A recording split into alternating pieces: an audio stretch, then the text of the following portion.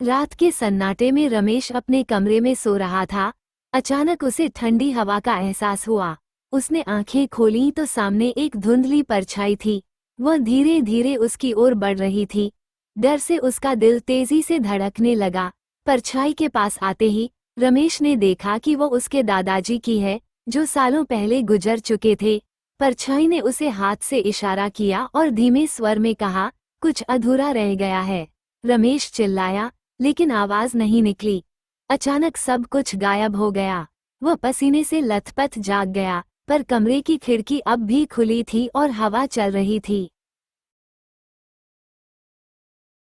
रमेश बिस्तर से उठा और खिड़की बंद करने के लिए बढ़ा। जैसे ही उसने खिड़की के पास कदम रखा, उसे महसूस हुआ कि कोई उसके पीछे खड़ा है। उसने धीरे धीरे मुड़कर देखा। वही धुंधली परछाई फिर से दिखाई दी, पर इस बार और साफ। यह उसके दादाजी ही थे, जिनकी आंखों में गहरी उदासी थी। क्या अधूरा है, दादाजी? रमेश ने कांपती आवाज में पूछा। परछाई ने धीरे से कहा, तुमने वो पुराना बक्सा अब तक नहीं खोला, जिसमें मेरी आखिरी निशानी है। उसे पूरा करना है। रमेश को तुरंत याद आया कि घर की अटारी में एक पुराना बक्सा था, जिसे उसने कभी छुआ नहीं था। अगले दिन वह बक्सा खोलने अटारी में गया। बक्से में एक पुराना खत और कुछ पुराने सिक्के रखे थे। खत में दादाजी का अधूरा सपना लिखा था। रमेश ने बक्से से वह पुराना खत निकाला और पढ़ना शुरू किया। खत में लिखा था, प्रिय रमेश, अगर तुम ये खत पढ़ रहे हो, तो शायद मैं इस दुनिया में नहीं हूँ। मेरे पास कुछ सिक्के हैं, जिन्हें मैं तुम्हारे लिए बचाकर रखना चाहता था। ये सिक्के हमारी पुश्तैनी धरोहर हैं और इन्हें सही व्यक्ति तक पहुंचाना जरूरी है। इन सिक्कों को गांव के शिव मंदिर में चढ़ाना, तभी मेरे अधूरे काम पूरे होंगे। रमेश ने सिक्कों को देखा। वे पुराने और कीमती लग रहे थे। उसने ठान लिया कि वह इस काम को पूरा करेगा। अगले दिन रमेश गांव के शिव मंदिर गया और वहां उन सिक्कों को चढ़ा दिया। जैसे ही सिक्के शिवलिंग पर रखे, एक ठंडी हवा का झोंका आया और उसे लगा कि दादाजी की आत्मा को शांति मिल गई। तभी उसे पीछे से हल्की सी आवाज सुनाई दी, धन्यवाद बेटा, अब मैं मुक्त हूँ। रमेश के चेहरे पर हल्की मुस्कान आ गई।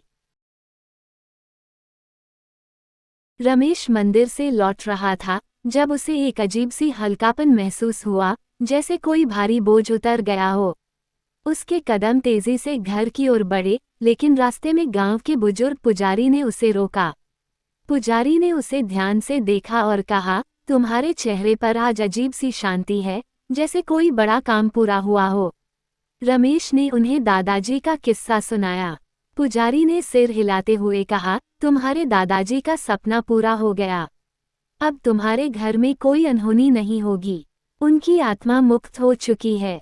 रमेश ने एक संतोष भरी सांस ली और घर की ओर बढ़ गया। जब वह घर पहुंचा, तो पहली बार उस कमरे में एक अद्भुत शांति थी, जहां कभी अजीब सी बेचैनी महसूस होती थी। अब न कोई परछाई थी, न कोई ठंडी हवा। सब कुछ सामान्य था। रमेश ने बक्सा वापस अटारी में रखा और मन ही मन दादाजी का धन्यवाद किया। अब उसके जीवन में सब कुछ पहले जैसा, पर थोड़ा बेहतर हो गया था। रमेश के जीवन में धीरे धीरे सब कुछ सामान्य हो गया, लेकिन एक रात उसे फिर से उसी कमरे में ठंडी हवा का एहसास हुआ। पहले तो उसने सोचा कि यह उसका वहम है, लेकिन जब खिड़की फिर से अपने आप खुली, तो उसका दिल जोर से धड़कने लगा। कमरे में एक बार फिर सन्नाटा छा गया। अचानक दीवार पर हल्की रोशनी दिखाई दी और उसमें एक नया चेहरा उभरने लगा। ये दादाजी नहीं थे, बल्कि किसी अजनबी की परछाई थी। रमेश ने घबराते हुए पूछा, कौन हो तुम? परछाई ने धीमी आवाज में कहा, मैं वही हूँ जिसने तुम्हारे दादाजी को उन सिक्कों का राज बताया था। तुम्हारा काम अभी खत्म नहीं हुआ। इन सिक्कों की असली कहानी अब तुम्हें जाननी होगी। रमेश को समझ नहीं आया कि अब क्या नया रहस्य सामने आ रहा है। परछाई धीरे धीरे गायब हो गई, लेकिन अब उसके सामने एक नया सवाल था, इन सिक्कों की असली सच्चाई क्या थी? रमेश के मन में बेचैनी बढ़ती जा रही थी। सिक्कों की असली सच्चाई जानने के लिए वह वापस अटारी में गया और बक्सा फिर से खोला। उसने सिक्कों को गौर से देखा, लेकिन कुछ खास नजर नहीं आया। अचानक एक सिक्का उसके हाथ से गिरा और जमीन पर गिरते ही अजीब सी आवाज निकली।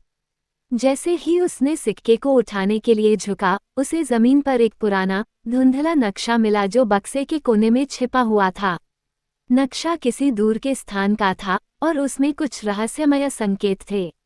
रमेश ने नक्शा ध्यान से देखा। ये गांव के पास की पहाड़ियों की ओर इशारा कर रहा था, जहां बचपन में उसने कई कहानियां सुनी थीं कि वहां गुप्त खजाने छिपे हैं।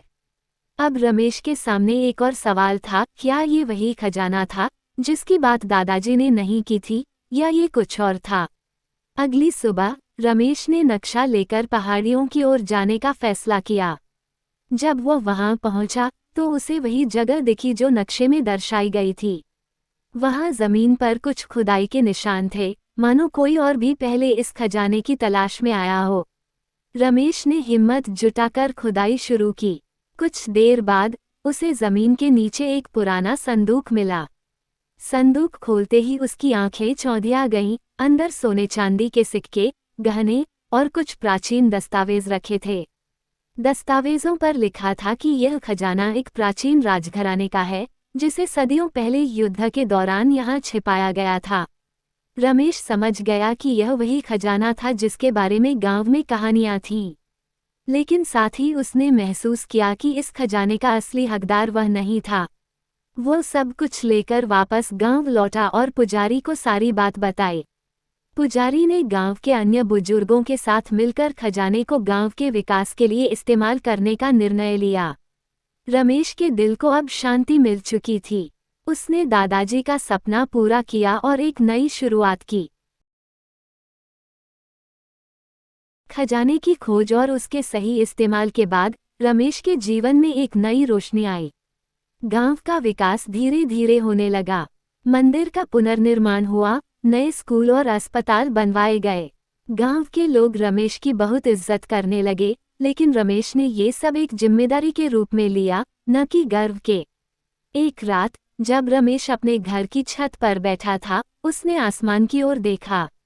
ठंडी हवा का झोंका फिर से उसके चेहरे से टकराया। उसे दादाजी की बात याद आई और मन ही मन मुस्कुराया। वह सोचने लगा कि किस्मत ने उसे एक अनोखा रास्ता दिखाया था और अब उसकी जिंदगी पहले से कहीं बेहतर और संतुलित लग रही थी। अचानक उसे लगा कि कोई उसके पास खड़ा है। उसने मुड़कर देखा तो कोई नहीं था, लेकिन इस बार वह डरा नहीं, बल्कि एक गहरी शांति महसूस हुई। ऐसा लग रहा था जैसे उसके दादाजी की आत्मा अब पूरी तरह से मुक्त हो चुकी थी और वो हमेशा के लिए शांतिपूर्ण विदाई ले चुके थे।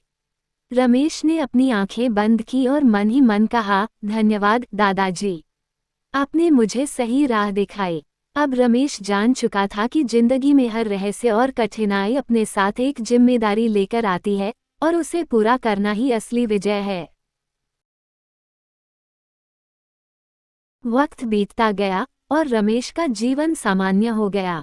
गांव की तरक्की देखकर उसे गर्व महसूस होता था, लेकिन अब उसके दिल में एक नई जिज्ञासा घर कर चुकी थी। क्या उस पहाड़ी के खजाने का सच यहीं खत्म हो गया था?